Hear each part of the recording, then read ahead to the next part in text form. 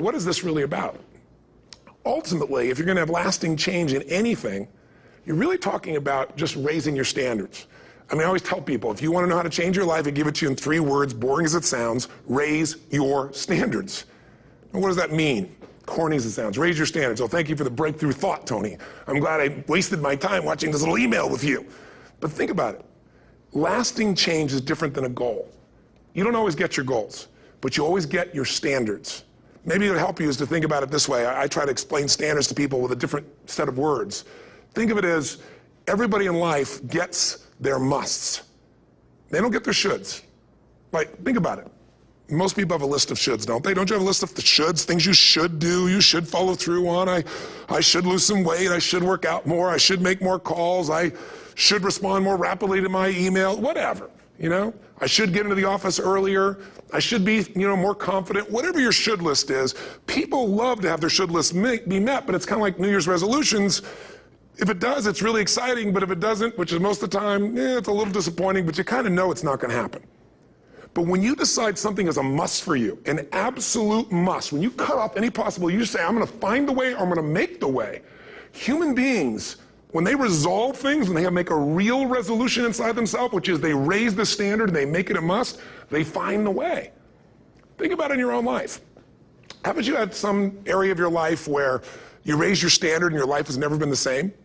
Maybe at one time in your life you smoked cigarettes, or you did something and you did it for years and you kept trying to change it and kept telling yourself I should. And then one day something happened. Something just clicked you over. Something took you over that kind of tipping point. And inside yourself you said no more. And it was a very, very different experience, wasn't it? Something inside of you shifted and what was a should became a must, and you've never gone back. Is there an area like that in your life you can think of? Again, did you ever smoke cigarettes? Did you ever eat a certain way, drink a certain form of alcohol, and then finally say no more, and you just don't go back? And notice this, it doesn't really take any willpower anymore. Because somewhere when we make this click, when we make something a must, we attach ourselves to it.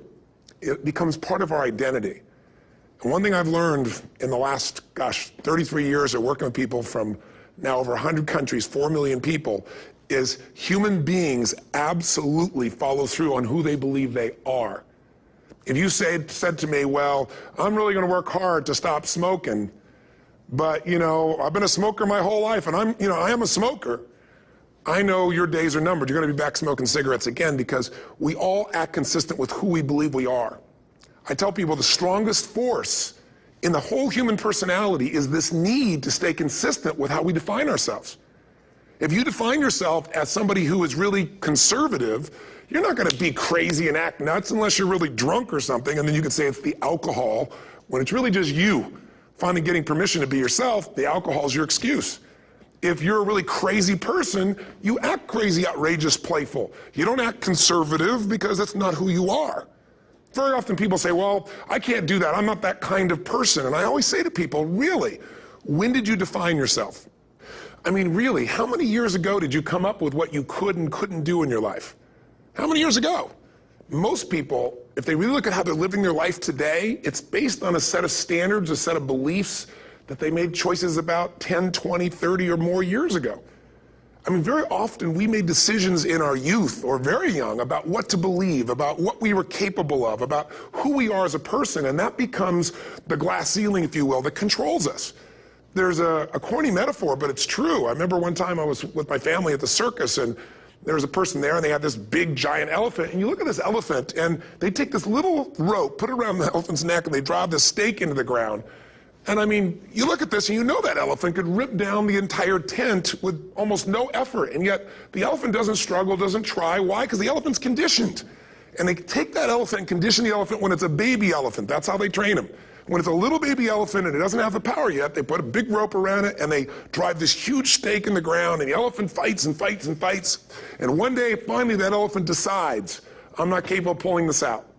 And once that becomes the definition of an identity of anyone, an elephant in this case, they don't even try anymore. It's just who I am, that's how it is, that's just the way it is in my life. I'd like to ask you to take a look at any place you've got a limitation and ask yourself, when did I decide to accept that limitation? And you may not even see it as a limitation. You might see it as just that's who I am. But so often in our lives, we've adapted to be a certain way so that we don't fail or so that people will like us or respect us, but it's not necessarily who we are. Joy comes when you're spontaneous. It's really hard to be truly happy when you're not being yourself. And most of us have no clue who we are. And so a big part of my work, if you've ever been to an event, you know, is to get people to do things spontaneously without thinking, because that's when the real you shows up. That's when the energy comes alive. And when you do that, when you start to connect to your true nature, suddenly there's energy available for you to set a higher standard for what you want in your life. That's what this is really all about. And when I talk about standards, when I talk about, shoulds versus musts, think about your own life. I know there have been areas in your life where some point in time you just shifted and you raised the standard and your life changed. Because whatever people have their identity attached to, they live. We live who we believe we are. That's just how it works. It's just kind of like, I'll give you an example. Look at your physical body. Your physical body today is an absolute reflection of only one thing. Not your goals, not your desires, but your standards. The identity you have for yourself. If your standard is you're an athlete, then there's a certain amount of strength, a muscle tone, and energy that's available in your body on a regular basis because that's who you are. And so you do whatever's necessary to maintain that identity. Again, the strongest force in the human personality is this need to stay consistent with how we define ourselves. Because if you don't know who you are, you wouldn't know how to act. Once you lock in on that identity, your brain finds a way to keep you there. If you say, man, I'm overweight, I've always been overweight, I'm big boned, and that's the story you've got, then you're going to always find a way to get back there. That's your settling point. That's your identity. That's where things lock in.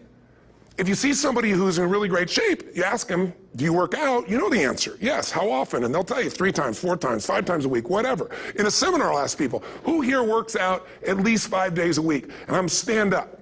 And you look around that room, and you know that they work out 5 times a week because you can see their body. You don't just get a result without some kind of action, without some form of ritual. Ritual meaning actions you do consistently.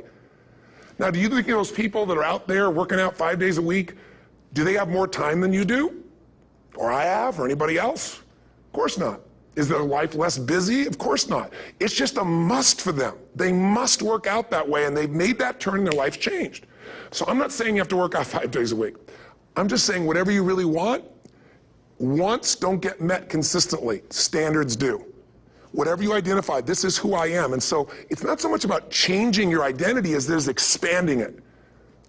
Deciding that, instead of your goals to lose 10 pounds, which is not compelling, what if your vision was to get back to my fighting weight?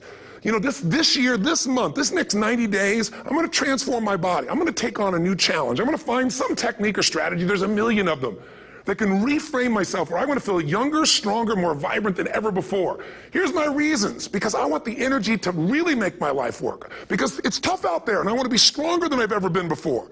I want to go in front of the mirror, and if I'm naked, not, want to laugh. I want to look there and take a good look and go, yeah, I'm proud of whatever I see there. Whatever it takes, something's going to make you laugh, smile, something that's going to tease yourself, but something's going to move you to another level. If you identify yourself in a new way and you own that every day, and that becomes the standard of how you live, you'll find the way to make that standard real.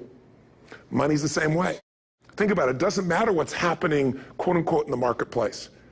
People that make money find a way to make money no matter what, don't they? I mean, most people's standard is to pay their bills. So that's what most people find a way to do, even when economic times get tough. Most people, if that's their absolute standard, they find a way. Some people's standard is pay their bills most of the time. And so most of the time they do. Some people's standard is not just to pay their bills, but to take care of their family and maybe even some of their friends. And they find a way. In fact, some people may be in a family where they don't have enough money. They barely have money to pay their bills. They work their guts out. And then somebody, their mother, their father, somebody else, their sister gets ill, and there's not enough money to take care of it. Nobody else has money in the family. They don't either, but they find a way to get that money to take care of their mother or father, don't they? And pay their bills. They never could do it before. Why? The situation made them raise their own standard. And not everybody does that. Somebody else in the family might have money and still not take care of their mother. It all comes down to the inner game, my friends. Changing your life is a change in the inner game. The outside world you can't control, but you have absolute control over this one if you learn the dynamics of what shapes you.